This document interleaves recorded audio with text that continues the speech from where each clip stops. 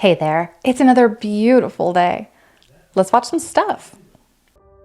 Did you know that there's a protective coating on the human brain? And this protective coating is called myelin. Now, myelin is made up of cholesterol. So what does the doctors in America do? They put you on cholesterol-lowering drugs. And then you know what follows after? Alzheimer's. Alzheimer's, if you didn't know, is directly linked with cholesterol-lowering medication.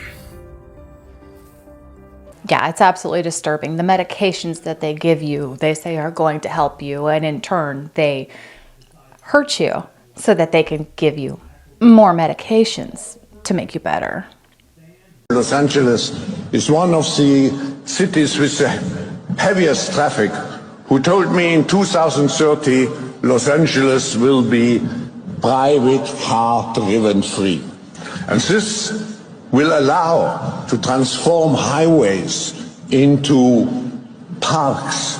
And Sometimes I wish I had never heard of the World Economic Forum. Like a year ago, I had no clue that they even existed, and now I absolutely loathe the forum because they just want to turn us all into mindless money-making machines to make them more wealthy. And too many of our leaders are listening to them. Nobody appointed them. They appointed themselves with all of their monies, and that is all. But alas, it's starting to happen. So you've woken up, you've become aware of all the agendas, you know that they're poisoning our food, you know about how our education system just indoctrinates people, you've learnt about how money is just a big scam and the economic system is just there to keep you down. You've learnt about the parasite class, or the so-called elite, and you woke up and you're indignated, and this is the first stages of awakening.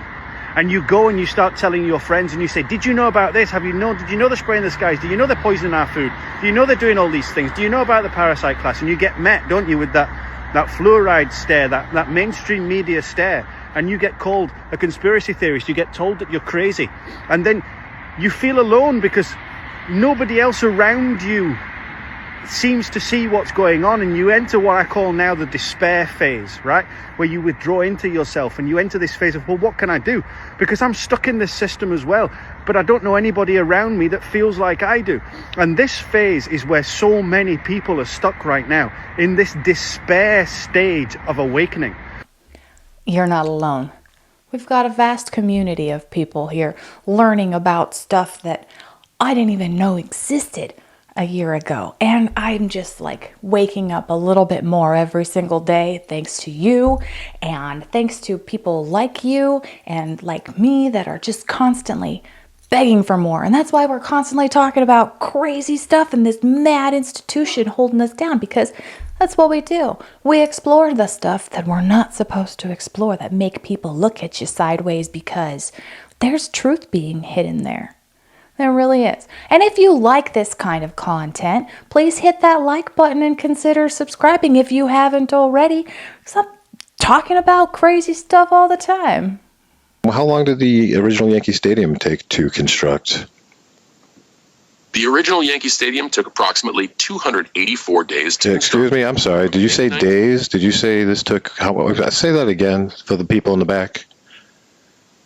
The original Yankee Stadium took 284 days to construct, from May 1922 to April 1923. That's less than 10 months. Yeah, it is. You want to do an estimate of the materials for this as far as the granite, the limestone, marble, and iron is concerned? Please include the subfloors as well. Yankee Stadium's material breakdown: granite, 300,000 cubic feet. And please make sure you're considering the underground levels as well, and connected to the tunnel systems that were so important to build.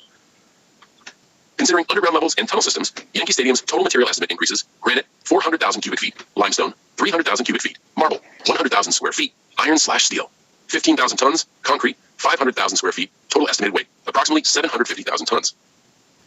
So what's the total weight of construction materials? Approximately 750,000 tons of construction materials were used to build Yankee Stadium, including underground levels and tunnel systems. That's incredible that all that material got there with horses and donkeys. Now, in 1922, there was the railroad, and there was vehicles, and there was some kinds of machinery. We weren't totally horses and donkeys back then, but That's an incredible pace to build a stadium, because a mile away from my house, there's a bridge that's about a quarter long, and it took them 3 years to build it. And it's still not done. It's just a little tiny bridge. That's it. So that is absolutely incredible that they're telling us that it was done so fast, yet today's building takes forever. I know there's a lot of freaking red tape and permits and code and this, that, and the other thing that there wasn't at that time. But that's an awful lot of material to move and build in such a short amount of time. Now, I have a confession to make. I stole this clip from Explore the Weird because I was listening to it the other day, and he was talking about the weight of it and how long it would take to build the pyramids. And I think there was a little bit of disconnect there when the point was that's only how long it took to build this stadium with all of that material. Yet today, for some reason, we can't quite get it out. So I'm figuring there was some kind of technological advance at that time that has been swept under the rug that we just don't have anymore. Look at that. Look at that. I'm gonna try to zoom in on this. Oh my gosh, do you see that? What the... Bro. I've seen it all over TikTok. Now I'm literally seeing them in person. This is right next to Nashville, Tennessee. Right in Nashville, Tennessee. Yet again, I ask, hey, is the Space Force winning the war up there? I see there's a lot of clouds, too. See, they broke through the cloud layer, and that's why we can see them. Speaking of Explore the Weird, that was Explore the Weird. If you haven't checked it out, you know what I haven't done in a little while? Ooh, let's do it. It's time for a shameless plug. Yeah. Been a minute since I've done a shameless plug, and you know what? I always love to help other YouTubers out whenever we cross paths and we're kind of doing the same kind of content. I like to throw their names out there, and you know what? You should go check it out. It's Explore the Weird with Teddy Ganja. He does kind of the same content, not nearly as deep as I go. He does a lot of spiritual stuff, which is super cool. But yeah, go check him out. Explore the Weird. He's on his way to 10K, and we're going to try to give him a little bit of a bump. Can we? Give him some of your time. You might find something that you like. I'm going to comment about this, and I'm going to shock you. People from BlackRock are going door to door offering to buy homes now. They say, whatever you do with the insurance company is your business. Fix what you want or don't. Here's a price we're willing to pay for your home now. BlackRock is going door to door. You think this happened by accident? The dams have been emptied by Governor Newsom for no good reason. The hydrants are empty for no good reason. LA had its rainiest season this year since the 20s. Almost 90 years, 100 years ago was the rainiest season, and there's no water in the reservoirs. 3 months ago, State Farm, the big insurer in LA, just happened to cancel everybody's fire policies because the governor decided not to allow State Farm to increase their prices. So a lot of people are blaming State Farm in this situation, and I don't think it's right, because State Farm saw the situation. They saw what was going on. Gavin Newsom was cutting the budget for fire prevention, really. And they saw that and they're like, okay, well, if you're going to do that, we need to raise the prices. And if he did say no, then they're like, fine, we're out, because they're not going to make a profit in an area. Why would you want to insure somebody that is reckless? That's why if somebody has a lot of accidents, their car insurance is incredibly high, because they're taking a lot of risk in insuring a person who's probably going to wreck their car and cost the insurance company a lot of money. So I don't blame State Farm for pulling out. They're protecting their own, business as it is. It's unfortunate, but there was a series of events prior to that event happening, and that's where we need to look.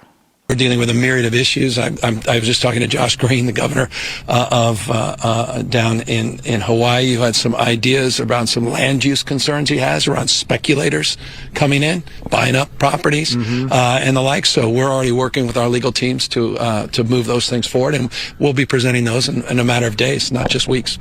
It's funny how he says there's a lot of misinformation surrounding this event, but it sounds like he just confirmed a lot of the misinformation that has been going around about the smart city plans.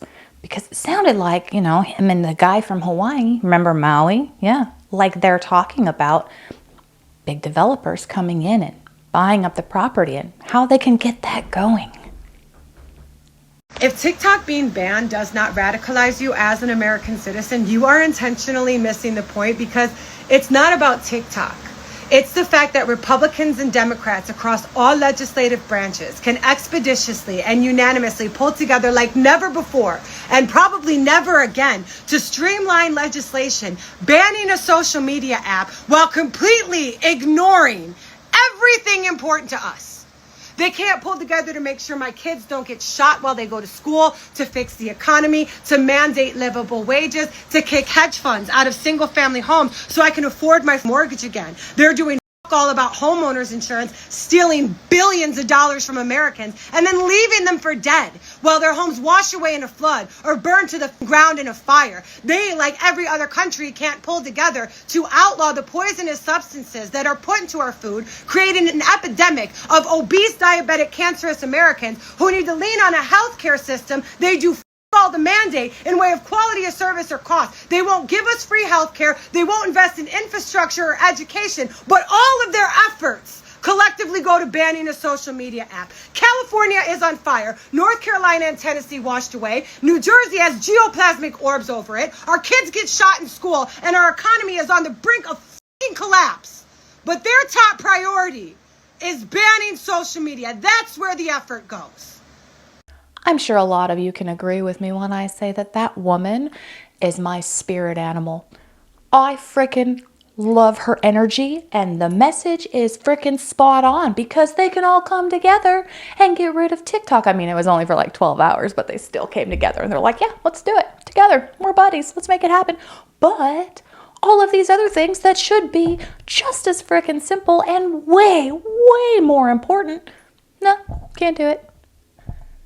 In 1960, California created the State Water Project. Takes water from rivers in the north and sends it to the dry south. Stewart, Resnick, and others were unhappy they weren't getting all the water they wanted. Dave, I have a feeling I'm about to really not like Stewart and Linda. Where Stewart Resnick proposed a solution. California could give the water bank to the Westside Mutual Water Company, which is just a thing Stewart owns. And in return, the Resnicks would give up their junior water rights. So he also says the state can just pretend that the extra water exists. Okay, this feels foolhardy. So this became known as paper water, which is water that doesn't exist. Are you about to Enron water, you asshole? But legally, it does exist. No, it doesn't, you dick. So the state went for it. Gave up the water bank, paid for it by public money. What? Created by the public. It is now privatized. The AP reported that the Resnick share of the water bank amounted to 246 billion gallons, enough to supply all the residents of San Francisco for 16 years. So the Resnicks are selling water. Well, why do they need? What are that's they, in the what water are they dishing bank? Dime bags when they got ounces moving. They're selling water to the state of California. So this is water the state had owned, Dave, and just gave away to the people, now charging them for the water. They're giving us a great deal. Let's move on this. We just are not allowed to be shocked when we live in Mad Max. So I like to think of myself as a person with average intelligence, and I didn't understand too much of that. But I'm gonna go out on a limb and say it sounds like California had the water, and then they gave it away so that they could buy it back. That's what it sounds like. And if that's true, which wouldn't surprise me that it is, that's pretty dumb. These images supplied by local media in LA tell an interesting story, don't they?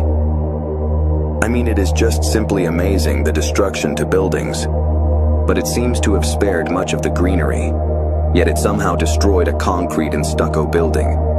But the very fuel that is being blamed for the massive spread remains intact in image after image. Not even churches made of concrete can survive, yet their shrubberies look impeccable. It makes you kind of wonder about things. Huh. Oh, I'm sure it means nothing, right? So my in-laws were over yesterday, and we were talking about this, how certain things burned and certain plant life for some reason did not, while it was right next to an inferno, basically. And we were talking about the property being picked up and how out in this area, there's like those huge apartment buildings where there's hundreds of apartments in one building, and there's just dozens of them being put in this little tiny space, and it's absolutely insane.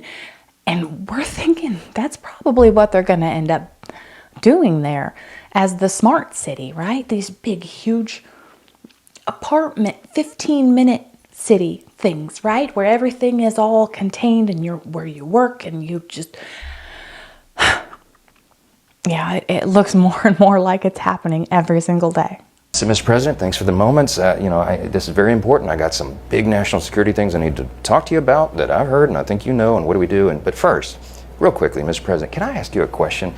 I cannot answer this from my constituents in Louisiana. Sir, why did you pause LNG exports to Europe? Like, I don't understand, liquefied natural gas is in great demand by our allies. Why would you do that? Because you understand, we just talked about Ukraine. You understand you're fueling Vladimir Putin's war machine because they got to get their gas from him, And he looks at me stunned with this, and he said, I didn't do that. And I said, Mr. President, yes, you did. It was an executive order 3 weeks ago. And he goes, no, I didn't do that. And he's arguing with me. I said, Mr. President, respectfully, could I go out here and ask your secretary to print it out? We'll read it together. You definitely did that. And he goes, oh, you talk about natural gas. Yes, sir. He said, no, you misunderstand. He said, what I did is I signed this thing we're gonna conduct a study on the effects of LNG. I said, no, you're not, sir. You paused it. I know. I have the export terminals in my state. I talked to those people this morning. This is doing massive damage to our economy, national security. It occurred to me, Barry, he was not lying to me. He genuinely did not know what he had signed. And I walked out of that meeting with fear and loathing because I thought, we're in serious trouble. Who is running the country? I don't know who put the paper in front of him, but he didn't know. Now, it's no big secret that Joe Biden was slipping mentally, right? For at least the last 2 years, the whole world knew it. But this happened last year. And why Mike Johnson didn't come forward sooner to let us know, hey, this is the conversation that happened. Something should be done about it. Kinda doesn't work in his favor now, does it? Now, I usually am pretty, Mike Johnson knows what the hell he's talking about. And now I'm kind of a little bit like, dude, that was your chance. That was your chance to help save our country a little bit. And you kind of messed up. So now I'm going to take things he says with a bit of a grain of salt because he had an opportunity a year ago to do something and he did not. And that's just as bad as doing something bad. Doing nothing. Well, it's great that women occupy 65% of PR jobs. We still live in a world where only 14% of Alaska crab fishermen are women. And 10% of roadkill removal specialists. Women are perfectly capable, and they have every right to be down there mining coal with the boys. 50% of coal miners should be women minimum. It starts at home, whether it's mowing the lawn or building furniture. We've both been doing our part. Babe, I support you in both of your careers. 90% of whale snot collectors are still men. Or 94% of porta potty cleaners. What message does this send to our daughters? Are you willing to step up, or are you too entrenched in gender norms? Total equality in every way. My name is Mrs. Collins and I support this ad. I really do. I think it's absolutely crazy. People give me a lot of crap because I say that feminism, what it has become today, is an absolute joke. It's completely useless. It really is, because women aren't willing to do a lot of the jobs that are done by men because they're men's jobs. I mean, hell, I work side by side with my husband every single day, and it's heavy pushing, pulling, lifting, sometimes we're shoveling dirt and all this other crap, but I'm probably the only woman in my field in the entire area, and it's a big area. So that's equality, is doing the job. Go do the job. But a lot of women won't be bricklayers. They won't be ditch diggers. They're not going to go work out on an oil rig. Why? It's a man's job. Hello, you wanted equality, honey. That's across the board. As a retired Secret Service agent, I am a little concerned about the inauguration. I'm not overly worried, but for 25 years I got paid to see the glass half empty. In fact, I'm still getting paid to worry. And that gets a little old, if I'm being honest. I wish I was just like my wife, and the world's a bowl full of cherries and everybody's doing the backstroke. Nope. There's people like me out there in the military and in the government. I can't even believe I said that, in the government. You know what I mean? In the FBI and the Secret Service and the DEA and all the three-letter agencies, some good and some bad, I guess. Cops everywhere getting paid to worry and keep us safe. And I'm a little concerned about some of the things that have been, that were talked about hot and heavy for about a week and then it went quiet. So I'm worried about some of that stuff, their capabilities. A little concerned about the influx of people that have come across the border. Sarah Adams has been talking about this for a year now, I think. I've seen her twice on Sean Ryan, and she is preaching to anybody who will listen. And she's got my attention. The problem is I'm a freaking nobody. And I'm excited about Monday, but I want it to come and go. I want to get it in the books. You know what I'm saying? I know I said I wasn't going to talk about the inauguration, but we're going to talk about the inauguration just a little bit because something happened. They moved it inside, which is completely unusual. Doesn't happen very often. I don't even know the last time that happened, if it has. But they said they moved it inside because it's cold. There's this bomb cyclone coming in. It's going to freeze everybody out. And they're like, no, we're going inside. But there's also a lot of speculation that it's because of security. Because local law enforcement are washing their hands of this. They're like, no, leave it up to the feds. Federal agents got it. We don't need to get involved in this. But there's thousands and thousands of people that are there. And what if somebody there decides they want to do something stupid? We all know how wonderful the Secret Service has been lately because there's been multiple attempts on this guy's life. And that's the last thing that they need to happen, especially with all these people there. But all these people are pretty pissed. I scream, you scream, you know the rest. I scream, you scream, you know the rest. I scream, you scream, you know the rest. Well, I scream, you scream, you know the rest. I scream, you scream, well, you know the rest. I scream, you scream, well, you know the rest. I scream, you scream, you know the rest. I scream, you scream, you know the rest. I scream, you scream, we all know the rest. I scream, you scream, you know the rest. I scream, you scream, well, you know the rest. I scream, you scream, you know the rest. Mike Myers says, yeah, baby. Mike Myers says, yeah, baby. Mike Myers says, yeah, baby. Mike Myers says, yeah, baby. Mike Myers says, yeah, baby. Mike Myers says, yeah, baby. Mike Myers says, yeah, baby. Mike Myers says, yeah, baby. Mike Myers says, yeah, baby. Mike Myers says, yeah, baby. Mike Myers says, yeah, baby. Mike Myers says, yeah, baby. Mike Myers says, yeah, baby. Mike Myers. A child's happiness is priceless, especially on a birthday. A child's happiness is priceless, especially. And they say there's no media manipulation. But legacy media is kind of crumbling a little bit, and I'm hoping that we see less of that and more of this. Social media, where you can get actual information. So Dr. Doofenshmirtz then created a machine that goes around and pick dead bodies up. Now I'm highly confused on why would we need this, unless they expecting bodies that need to get picked up. Like they on just the street or something, just laying down. And I don't know why, but I just get, evil villain vibes from this. Like a whole body bag robot is absolutely diabolical. Like not calling an ambulance, but pick them up like roaches that's on the street. And people like to call other people superstitious, but answer this question. What is this used for besides the battlefield or an event where there's bodies laying all over the floor?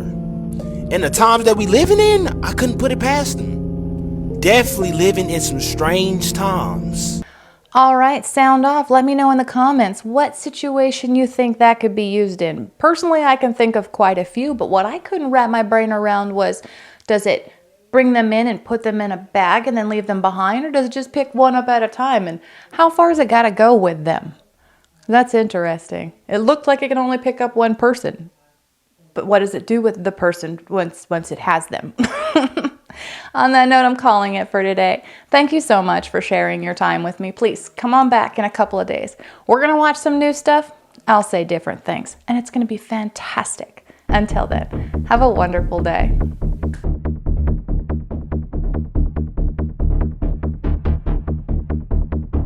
Hey, I'm sorry that today's episode is a little bit shorter. Apparently CapCut was part of that ban. I didn't know it was owned by the same company that owns TikTok, so they banned it.